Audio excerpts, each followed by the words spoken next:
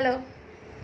நம்ம ஏதாவது ஒரு வேலை செஞ்சாலும் சரி, செயலானாலும் சரி, இல்லை ஏதாவது ஒரு விஷயத்தை பற்றி பேசினாலும் பேசலைனாலும், நம்ம என்ன பண்ணாலும் நம்மளை பற்றி விமர்சனம் பண்ணுறதுக்கு நம்ம கூட நம்ம பக்கத்தில் ஒரு 4 பேர் இருந்துகிட்டே தான் இருப்பாங்க.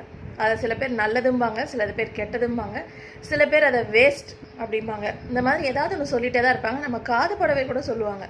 ஆனால் அது எல்லாத்துக்கும் நமக்கு மனசு கஷ்டமாக தான் இருக்கும். அப்போ நம்ம ஒவ்வொருத்தர்கிட்டையும் போய், நீங்கள் என்னை பற்றி இப்படி நினச்சிங்க இல்லையா, நான் சொன்னதுக்கு காரணம் என்ன தெரியுமா, நான் இப்படி நடந்துக்கிட்டதுக்கு காரணம் என்ன தெரியுமா, இதெல்லாம் நான் தாண்டி வந்ததுக்கு காரணம் என்ன தெரியுமா அப்படின்னு ஒவ்வொருத்தர்கிட்டையும் போய் நம்ம லைஃப்பில் நடந்த விஷயங்கள், இல்லை நம்ம செஞ்சிட்ருக்க விஷயங்கள், இல்லை செய்ய போகிற விஷயங்கள், இவங்களுடைய விமர்சனத்துக்காக நம்ம போய் பதில் சொல்லிக்கிட்டே இருந்தோன்னா நம்மளால் நம்ம கோலை நோக்கி போகவே முடியாது.